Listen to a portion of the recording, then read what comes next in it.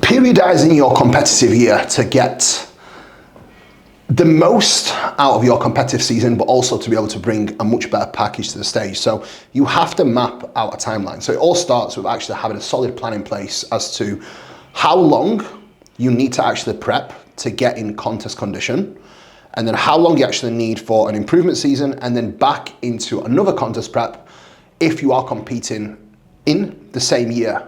So for Meg, for example, the way we needed to structure things is give her a 22-week prep that I knew would have brought her into the condition that we need based off her body weight and based off her condition that we had as a start point. This time, her start point condition was actually far, far better than before, and she held a lot more muscle mass. So I roughly had an idea as to what her stage weight would look like, and that actually gave me a reference point and a figure as to how many weeks she would need to actually get in true contest condition. So from outside in, we're looking at 22 weeks. It actually was around 19 to 18 weeks of actual fat loss. Actual 18 weeks of fat loss. So within that 18 weeks, she actually dropped 16 kilos. So when you break that down into stages, if we tried to do a shorter prep, it would mean having to push much harder to get the rate of loss that we need in order for her to get in shape, which would mean not being able to hold the muscle, the roundness, and keep her body as fresh as we needed to keep it in order for her to actually bring the condition that she needed to win. So you need to actually be thoughtful with how you plan your years and your competitive year, because if you do not and you do things randomly, or you choose to do a shorter prep, if your condition does not warrant this, you will not be able to not only compete and bring your best for that one show, but if you are planning on having a longer competitive season and you are doing multiple shows across the year, the likelihood of you being able to do that is going to be slim, because for the first show, you will have to push so hard to get in shape that your body simply will not respond again thereafter that. Having Meg do the peak weeks back to back and then nailing her post show the way she did, and being able to actually retain the body composition that she did throughout this phase right now, is giving us, again, more confidence in knowing that we'll be able to bring a much better package, because again, she has already made a substantial amount of progress with her physique and the weaker areas that we needed to bring up. Now, secondly, post-show can make you or break you. If you really control yourself and control your eating, you will be able to actually bring up your baseline foods pretty quickly, like we have with Meg, to the point where we know she's going to have a much better start point for the second year and a second prep within that 1 year than she did before, because she will actually be able to start with her calories higher than we had previously and her body composition substantially better, meaning that we likely won't need to even push as hard to get in shape and contest condition for her second prep of the year. So the way we map things out, it was a 22-week prep followed by a 12-week off-season, where we have been looking at bringing her body weight up by around 8 to 10 kilo. This will give us a great start point for a 13-week contest prep before Olympia, knowing that she only has 10 kilos to lose, and knowing the progress she's already made, we will aim to bring her in with around the same body weight as she has done early in the year, but I would believe with better condition.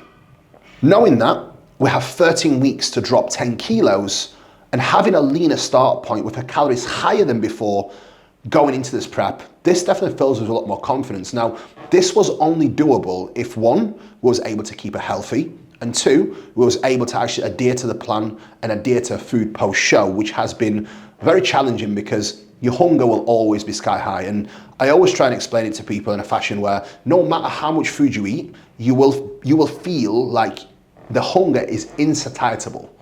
And that is where I am right now, and where she probably still is to a degree. And that's unfortunately unavoidable. If you want to be a great bodybuilder, you need to lean into discomfort. And you need to accept and embrace that throughout the majority of the year, you are going to experience discomfort, whether you are dieting and you are extremely hungry and tired, or whether you're in depths of off-season and you're actually not hungry, but still lethargic from all the food that you're eating, and tired from all the sessions that you're putting yourself through in order to progress. So unfortunately, you want to be a great bodybuilder, you have to embrace discomfort and you have to lean into it. Let's talk a little bit about how I break up comp prep. The 22 weeks that we've had for the first comp prep, Out of that 22 weeks, we spent 4 weeks in maintenance or even a small surplus. 4 weeks out of that comp prep will have been 3 diet breaks and 1 peak week. During those weeks, there will be no deficit in place. There will be rest and there will be extra food, making sure that we are managing fatigue and we are bringing her fatigue levels down, giving her body a break from being in a constant deficit. So when you look at prep as a whole, and when people look at the preps that we do, and they might think it's a little bit longer, in fact it's not, because most people just do a shorter prep and just go hell for leather. And that is where people have to push much harder to get the same results because they don't manage fatigue effectively. Key in a contest prep is working extremely hard. If you're not working extremely hard, you will not need to manage fatigue. But if you are working extremely hard, you will need to slot in times where you back off from the training intensity and back off from actual deficit. 22-week prep completed with great success.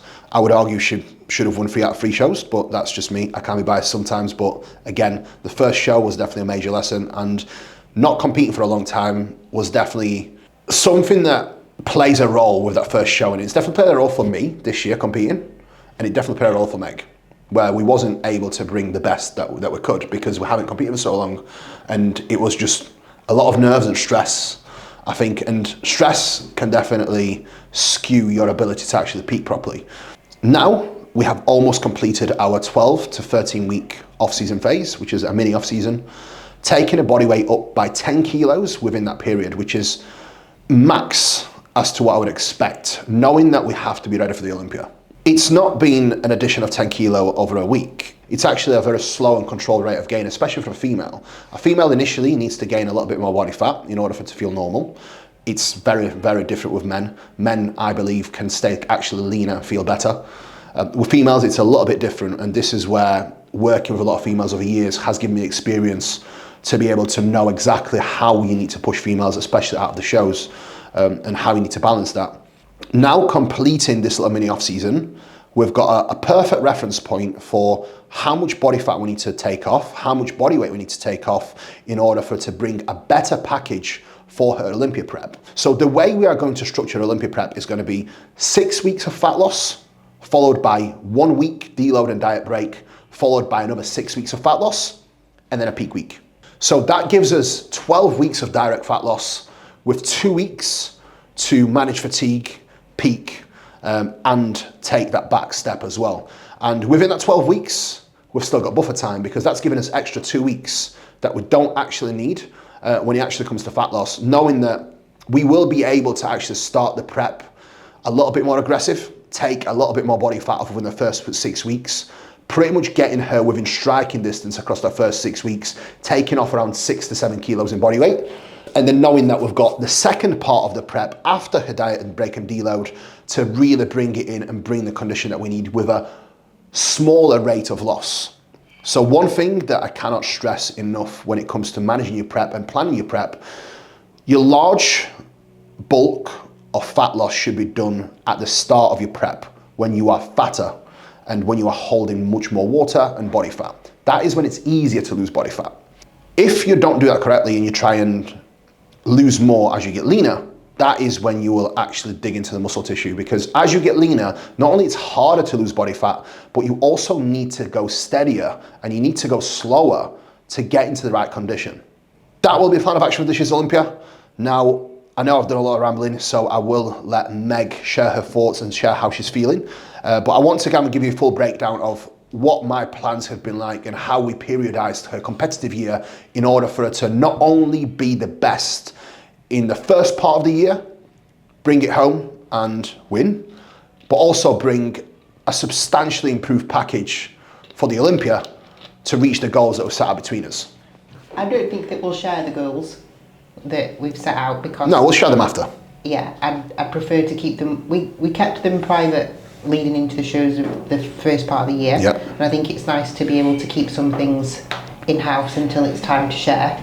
But I'll make sure that I put everything in there to be able to achieve that. Absolutely. But unfortunately, when it comes to results, you can't always be in control of that. So obviously it is down to the judges and what they think about my physique as well. I'm feeling good. I felt terrible after my show, but everybody does. I mean, it's not anything new. Yeah. I think I think it's. I'm only 8 days post show, and I know what you're talking about. I think it is what it is, isn't it? Post show is never really easy. Obviously, it's usually different because we normally do it together, and then this time obviously we've not. So it's just been strange being in that phase on your own when someone else is like hell for leather in prep, and you've got to be aware of that to try and help and support them. So it's just been different. It's not that it's been more difficult. It's just been different. Yeah. But we've definitely kept my condition It's much amazing, more. yeah. I think that it's been great. It's probably been a learning process for us that potentially my body composition doesn't need to go too sloppy too quick.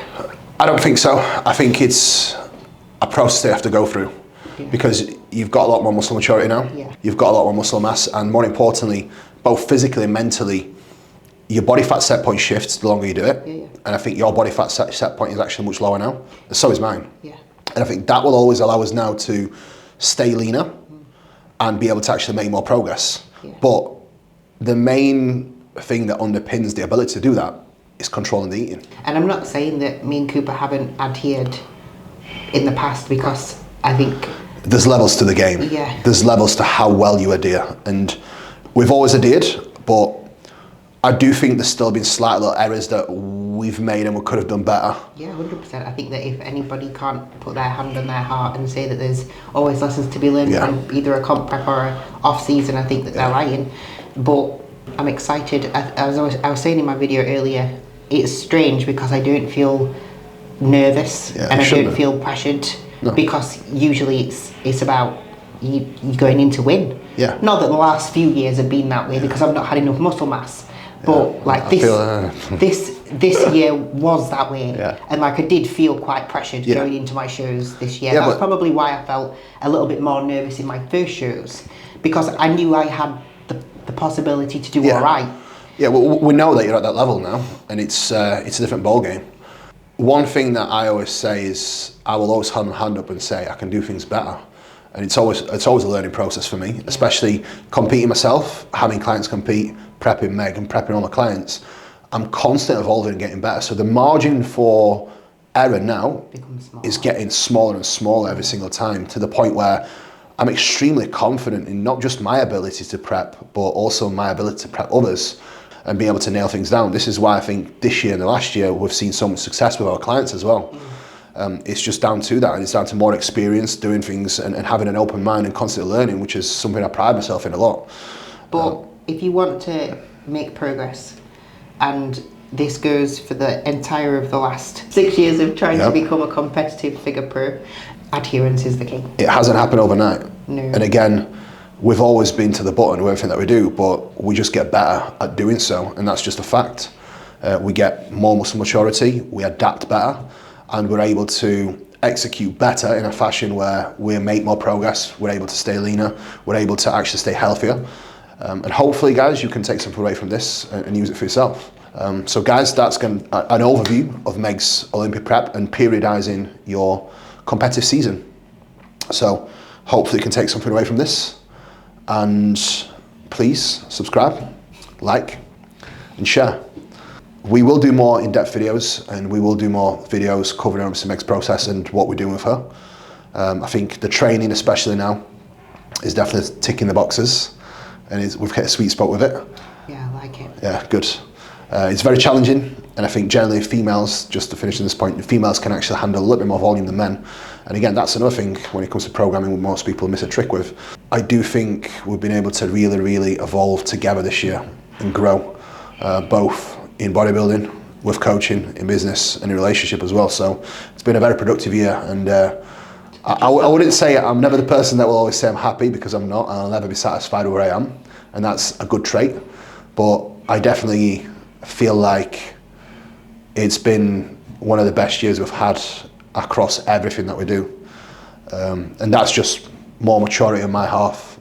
Communication, which has been better, where we actually speak a little bit more frequently and speak a little bit more open-heartedly. So that is the best advice I can give you guys, is if you want to improve as a bodybuilder, have an open mind. If you want to improve in your relationships, speak your mind. Peace out for now.